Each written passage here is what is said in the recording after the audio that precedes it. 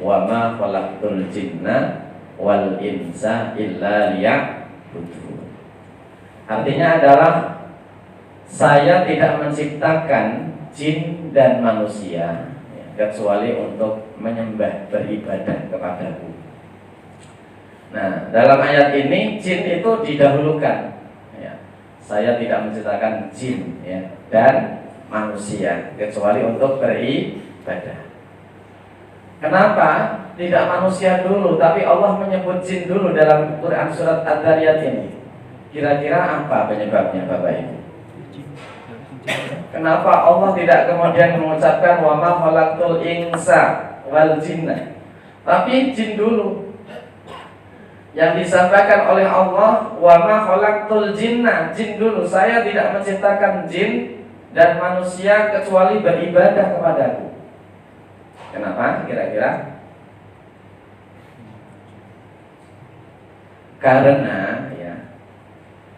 Karena Allah Subhanahu wa ta'ala itu menciptakan jin dulu sebelum Allah menciptakan manusia.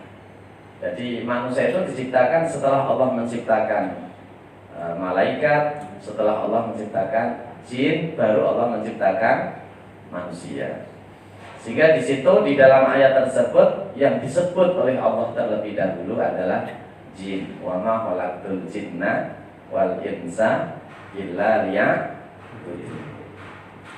Nah, sehingga ketika Allah menciptakan manusia pertama yang bernama Nabi Adam alaihissalam, jin itu diperintahkan untuk bersujud memberikan penghormatan kepada Nabi Adam. Dia tidak mau. Karena apa?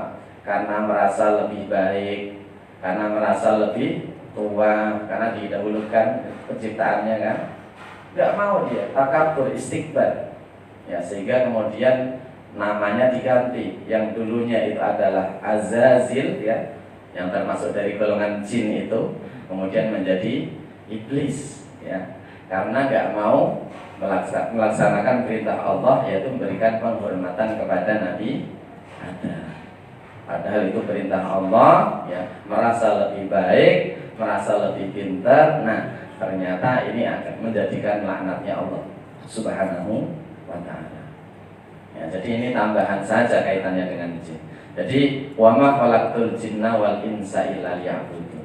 Maka dari ayat ini Bapak Ibu, tujuan kita diciptakan oleh Allah di dunia adalah beribadah kepada Allah. Nah, ibadah itu tidak hanya sholat saja, tidak hanya puasa saja, tidak hanya zakat saja, tidak hanya haji ataupun umrah saja, tapi ibadah itu macam-macam bentuknya.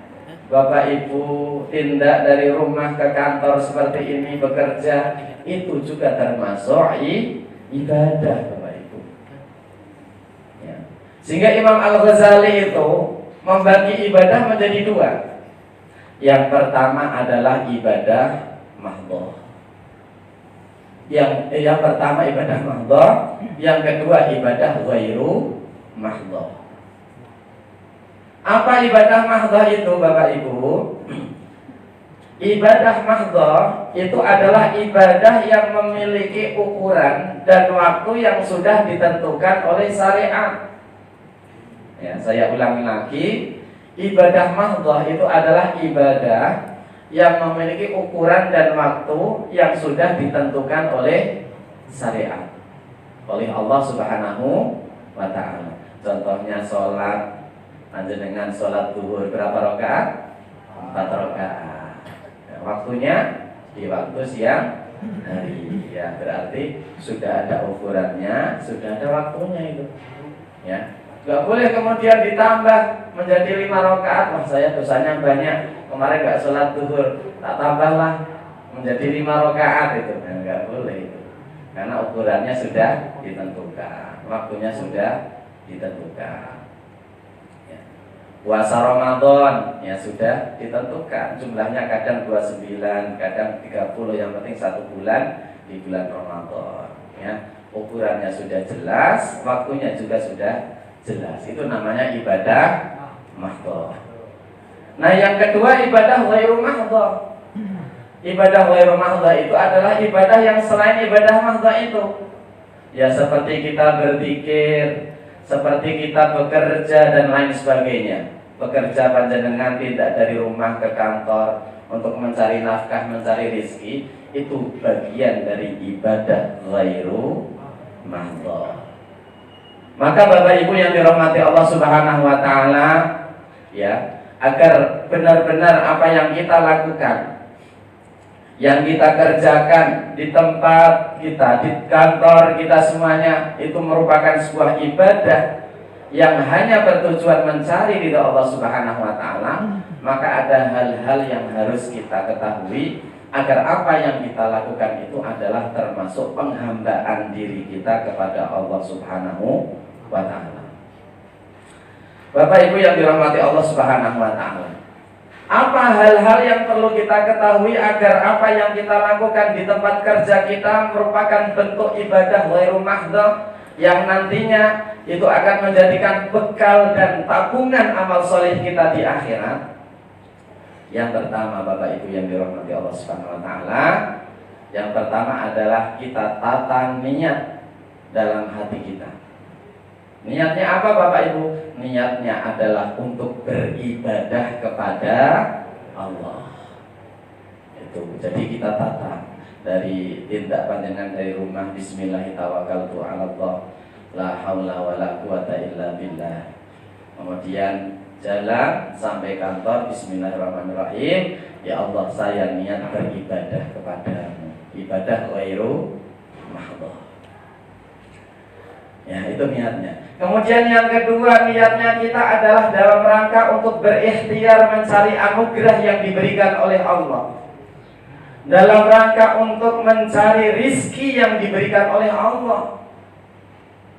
Kita nggak boleh diam saja menunggu rizki dari Allah Subhanahu wa ta'ala. Hanya doa saja, ya Allah berikan saya rizki, berikan saya anugerah yang banyak kepadaku ya Allah. Tapi nggak ada ikhtiar, nggak ada kerja, nggak ada gerakan action yang kita lakukan, ya nggak mungkin. Karena ikhtiar itu merupakan kewajiban, ya. Jadi ikhtiar, berusaha, bekerja, ya itu merupakan kewajiban Bapak Ibu. Ada sebuah ayat yang menjelaskan tentang pembelajaran kita untuk bekerja atau berikhtiar, yaitu Quran surat Al-Baqarah ayat 60. Al-Baqarah ayat 60. Ya mungkin bisa dibacakan mungkin dari Mas Bayu. Al-Baqarah ayat 60. Mas Rama. Iya. Ya Al-Baqarah ayat 60 ya. Wa idistasqa Musa liqaumihi faqulna idrib bi'asakal hajar فانفجرت منه 12 عينا قد علم كل أناس مشربهم كلوا واشربوا من رزق الله ولا تعثوا في الأرض مفسدين. Gak ada yang jawab ya Allah itu ya. Iya, telat Mas. Ya lagi ya, okay. Wa idistasqa Musa liqaumihi faqulna idrib bi'asakal hajar. Allah. Fanfajarat minhu 12 'ayna qad 'alima kullu unasin mashrabahum كلوا واشربوا من رزق الله ولا تعثوا في الأرض مفسدين.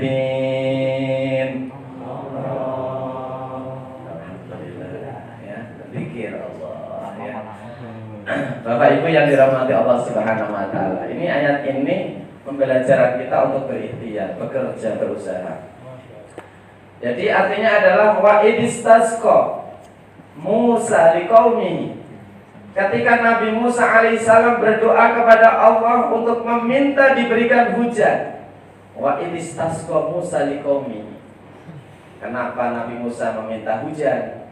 Karena Nabi Musa dan kaumnya Bani Israel ya pernah dulu di gurun pasir itu bertahun-tahun ya, nggak menemukan ada air ya, nggak menemukan ada makanan gitu ya, bekal yang dibawa juga hampir habis.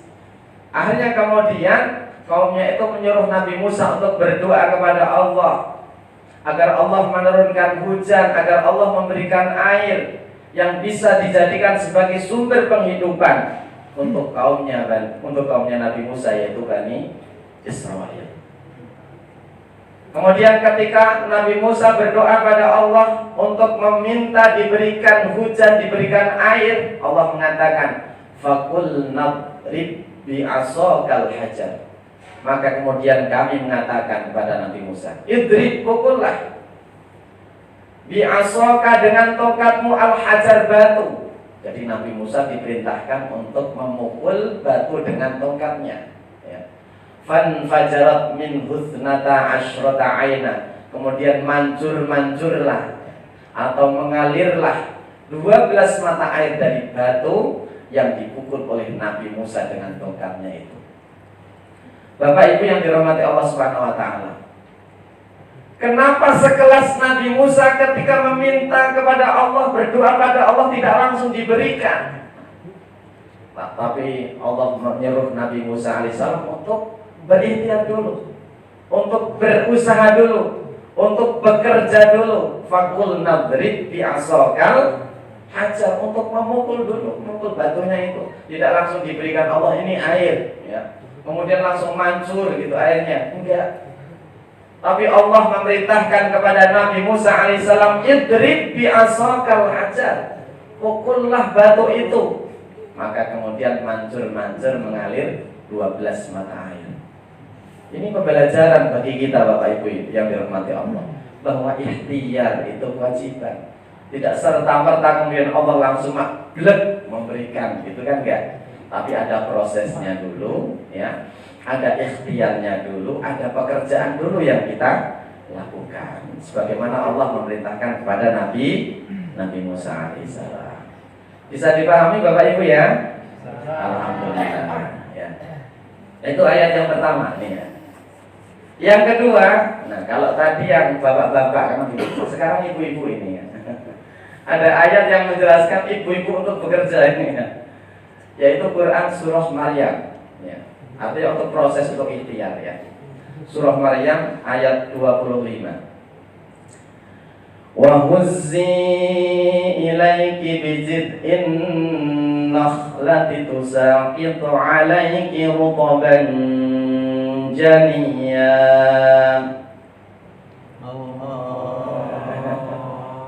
Ya kalau enggak diberi kode. Ya. Wa huzzi ilaiki bijid'in nakhlati tusaqitu alaiki rutaban janiyya. Ini adalah perintah Allah kepada Sayyidah Maryam atau Siti Maryam. Tahu Siti Maryam? Tahu. Maryam berzina. Siti Maryam yaitu ibunya Nabi Isa, betul sekali. Ya, ibunya Nabi Isa. Jadi Allah memerintahkan kepada Sayyidah Maryam, atau orang Jawa mengatakan Siti. Siti itu sebenarnya Sayyidati, kemudian disebut menjadi Siti ya. Siti Maryam, Siti Aisyah, sebenarnya Sayyidati ya. Sayyidati Maryam, Sayyidati Aisyah, Sayyidati Khadijah gitu. Memerintahkan wahuzi ilaiki bijid'in nakhlati. Sayyidah Maryam diperintahkan untuk menggerak-gerakkan pangkal dari pohon kurma. Tusaqitu alaiki rutaban janiyya. Nanti akan jatuh kurma yang matang ya, tapi diperintahkan dulu untuk menggerak-gerakkan pangkal pohon kurma itu. Nah, Allah memerintahkannya itu melalui malaikat Jibril ini Bapak Ibu. Jadi ketika Sayyidah Maryam itu mau melahirkan putranya yang bernama Nabi Isa itu kan ya, dia bersandar di pohon kurma. Dan kemudian dia merasakan sakit karena mau melahirkan. Dan kemudian dia juga merasakan kelaparan yang luar biasa kan, karena tidak ditemukan mata air di situ, tidak ada makanan di situ. Hanya kemudian Allah memerintahkan malaikat Jibril untuk mengatakan kepada Sayyidah Maryam, wa huzzi ilaiki bi jid'in nahlati tusaqit 'alaiki rutuban janiyya. Gerak-gerakkanlah pangkal pohon kurma itu. Nanti kurma yang di atas itu akan jatuh dan bisa dijadikan sebagai makananmu, sehingga bisa menjadi kekuatan dan bisa menjadikan kekuatan ketika kamu melahirkan putramu. Nah, kenapa Allah Subhanahu wa ta'ala tidak langsung kemudian menjatuhkan kurma itu kepada Sayyidah Maryam?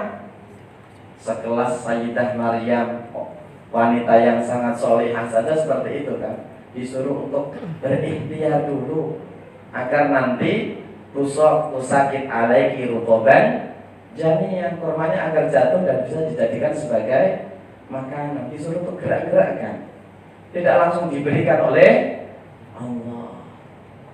Nah, maka ini adalah ayat-ayat yang bisa dijadikan sebagai pelajaran bagi kita, bahwa bekerja, bahwa berikhtiar ini merupakan kewajiban yang ini akan menjadikan kita salah satu bentuk ibadah kita kepada Allah Subhanahu wa ta'ala. Bapak Ibu yang dirahmati Allah Subhanahu wa ta'ala, ada sebuah kisah pada zaman Kanjeng Nabi Muhammad. Ada salah satu sahabat itu sowan. Ketika sowan dia bawa kendaraan, tapi kendaraannya bukan motor, bukan mobil ya. Dia naik onta, karena zaman dulu ya, naik onta. Sowan itu mau bertemu ya. Nah, ketika sudah di depan dalamnya Kanjeng Nabi, di depan rumahnya Kanjeng Nabi, kemudian ontanya itu dibiarkan saja, nggak diikat. Ditanya oleh temannya, kamu, kenapa ontamu itu nggak diikat? Nanti bisa hilang loh.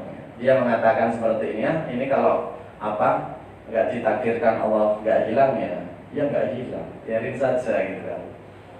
Nah, akhirnya kemudian sahabat tersebut kemudian masuk ke rumah Rasulullah, kemudian disampaikan apa yang terjadi itu, kisah itu ya. Kemudian Rasulullah mengatakan, ya, ikatlah dulu untamu, setelah diikat baru pasrahkan kepada Allah Subhanahu wa ta'ala. Artinya apa? Harus ikhtiar dulu, harus berusaha terlebih dahulu. Masalah hasil diserahkan kepada Allah Subhanahu wa ta'ala. Nah, ini ada beberapa ayat dan juga kisah yang dicontohkan oleh Rasulullah, bahwa ikhtiar itu merupakan kewajiban, bahwa bekerja itu merupakan kewajiban bagi kita untuk ibtigha fadlillah, untuk mencari anugerah Allah, mencari rezeki Allah Subhanahu wa ta'ala, agar benar-benar ini merupakan bentuk ibadah kita kepada Allah Subhanahu wa ta'ala.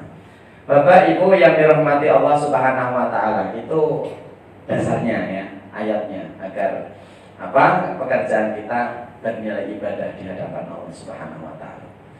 Kemudian yang selanjutnya Bapak Ibu, agar pekerjaan kita, ikhtiar kita di tempat kerja kita benar-benar dijadikan sebagai tabungan atau amal soleh kita, sebagai al-baqiyatus sholihah, amal soleh yang langgeng nanti dan bisa kita unduh di akhirat.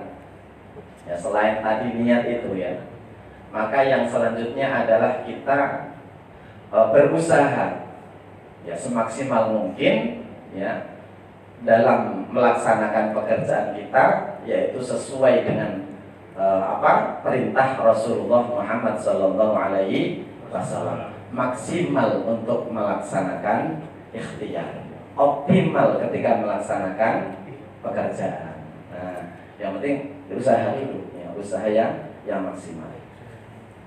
Bapak Ibu yang dirahmati Allah Subhanahu wa ta'ala. Nah, kita ambil sifat wajibnya Kanjeng Nabi ya. Jadi Kanjeng Nabi itu kan seorang utusan Allah, yang kemudian dia atau beliau diperintahkan oleh Allah untuk berikhtiar. Ikhtiarnya Kanjeng Nabi apa? Mengajak umat, mengajak manusia ke jalan kebenaran. Nah, Lah maka apa yang dilakukan atau apa yang dimiliki oleh Kanjeng Nabi agar pekerjaannya, agar perintahnya, agar amanah yang diberikan oleh Allah, risalah yang diberikan Allah kepada Kanjeng Nabi Muhammad itu bisa maksimal. Yaitu ada sifat wajib yang dimiliki oleh Kanjeng Nabi. Yang pertama adalah apa Bapak Ibu? Ya sidik, terus amanah, tabligh, fatona. Ya pintar ini, alhamdulillah ya. Nah, ini yang dimiliki oleh Kanjeng Nabi agar pekerjaan yang dilakukan Kanjeng Nabi maksimal, agar risalah wa nubuwah, kerisalahan Kanjeng Nabi Muhammad SAW ini benar-benar maksimal. Ya ternyata ada 4 hal yang perlu dimiliki oleh kita semuanya agar pekerjaan kita bisa maksimal. Bapak Ibu yang dirahmati Allah Subhanahu wa taala, saya hanya menyampaikan, saya pun juga belum profesional Bapak Ibu. Ya, tapi sudah berusaha untuk bisa seperti itu ya. Nah, yang pertama ya, yaitu kita ambil dulu yang amanah terlebih dahulu. Ada sidik tadi ya, amanah. Amanah itu artinya adalah bisa dipercaya. Rasulullah Muhammad SAW sebelum diangkat menjadi Kanjeng Nabi itu sudah memiliki gelar, yaitu Al-Amin, orang yang banget amanahnya, ya, banget dipercayanya. Ya. Sehingga ketika Nabi Muhammad SAW itu berbisnis menjadi mitranya Sayyidah Khadijah, ya, itu sangat dicintai oleh Sayyidah Khadijah karena apa? Saking amanahnya, saking bisa dipercayanya Rasulullah Muhammad Sallallahu Alaihi Wasallam. Kanjeng Nabi Muhammad tidak pernah berkhianat. Kanjeng Nabi Muhammad Sallallahu Alaihi Wasallam tidak pernah berbohong. Amanah Kanjeng Nabi menjalankan apa yang menjadi kewajiban-kewajiban sebagai mitranya Sayyidah Khadijah, sehingga kemudian Kanjeng Nabi Muhammad ya itu kemudian menjadi suami dari Sayyidah Khadijah. Amanah Bapak Ibu. Nah, bagaimana bisa menanamkan amanah dalam diri kita? Amanah itu kan berasal dari kata amanah ya, iman. Ya, maka hati kita itu harus senantiasa dikuatkan keimanan kita kepada Allah. Kalau hati kita benar-benar kuat keimanannya, kokoh keimanannya kepada Allah, insya Allah Bapak Ibu yang dirahmati Allah Subhanahu Wa Taala, insya Allah kita amanah dalam melaksanakan tanggung jawab kita semuanya. Maka dengan iman ini, keyakinan kita kepada Allah, ini akan menjadikan kita amanah. Ya. Bapak Ibu yang dirahmati Allah Subhanahu Wa Taala. Kemudian yang kedua, ini dibatasi waktunya, maka saya tak langsung kedua. Yang kedua adalah sidik, ya. Sidik ya, atau jujur, ya, jujur. Jadi kalau pertama amanah, yang kedua adalah sidik, kejujuran. Nah, kejujuran ini akan menjadikan ikhtiar ini atau usaha kita, pekerjaan kita insya Allah optimal dan insya Allah bernilai ibadah di hadapan Allah Subhanahu wa Ta'ala. Sulit sekali Bapak Ibu menjadi orang yang jujur itu, ya. Jadi kadang kita dihadapkan dengan problem, permasalahan kan seperti itu, ya. Kadang-kadang juga kita tidak jujur terhadap apa yang kita alami seperti itu, ya, dalam hal-hal tertentu. Tapi kejujuran inilah yang akan menjadikan keberkahan. Kejujuran inilah yang akan menjadikan tabungan kita, pekerjaan kita akan menjadi tabungan amal soleh yang menjadi baqiyatus sholihah. Amal soleh yang langgeng nanti di akhirat, yang kita bisa memanennya nanti di akhirat kelak. Kejujuran. Bahkan orang yang jujur itu posisinya derajatnya di bawahnya para nabi, Bapak Ibu yang dirahmati Allah. Kalau kita membaca dalam Quran surat An-Nisa ya, ayat 69. Wa man yuti'illaha war rasul faulaika ma'al ladzina an'ama Allahu minan nabiyyin was-siddiqin wasyuhada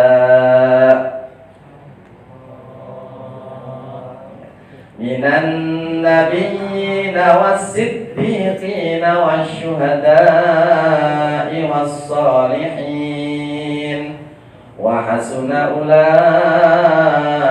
ulaika rafiqa.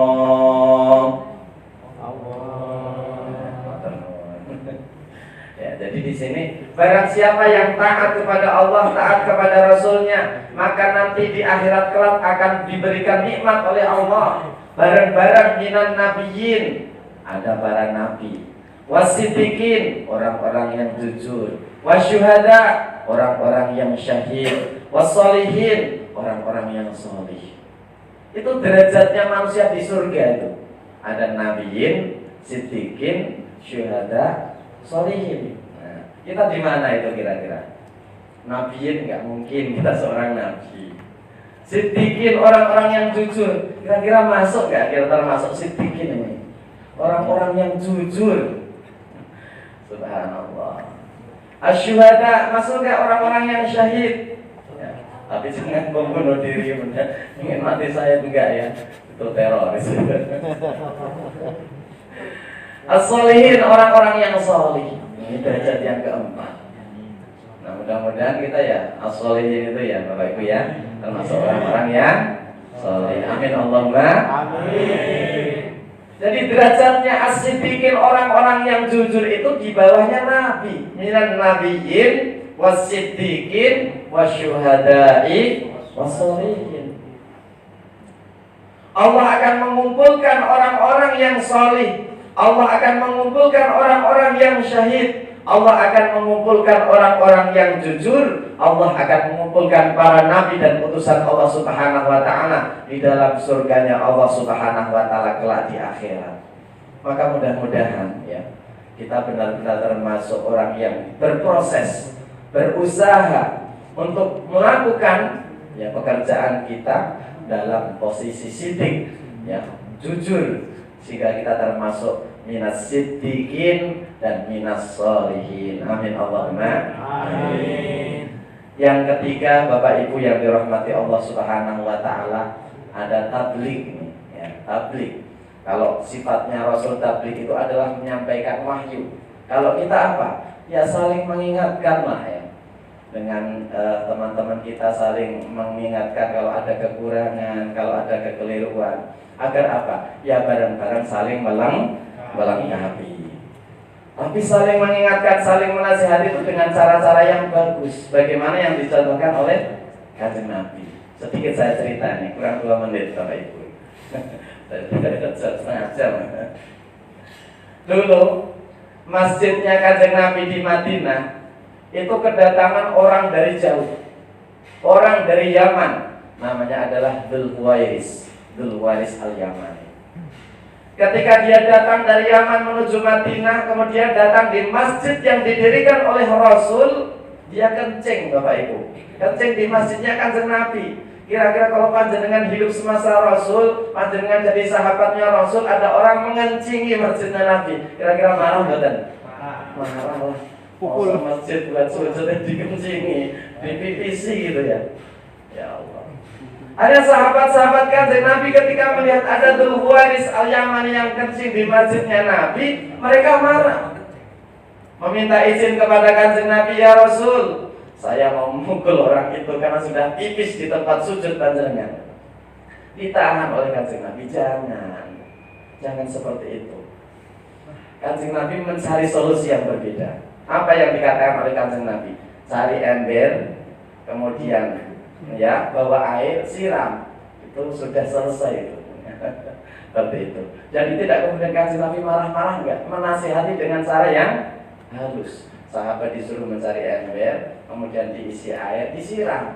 Karena zaman dulu masjidnya belum lantai seperti ini, masih pasir, disiram bisa meresap ke dalam tanah seperti itu. Hanya Dzul Huwairis al-Yamani ini tidak kemudian antipati terhadap Kanjeng Nabi, tidak antipati terhadap agama Islam. Karena apa? Kelembutan cara nasihatnya Kanjeng Nabi, lembutnya dan bijaknya apa yang dilakukan oleh Kanjeng Nabi untuk mengingatkan Dzul Huwairis al-Yamani ini. Maka tabligh, saling mengingatkan sesama teman, sesama sahabat, ya, sama relasi di dalam kantor kita, dalam tempat kerja kita, insya Allah mudah-mudahan tambah berkah. Amin Allahumma amin.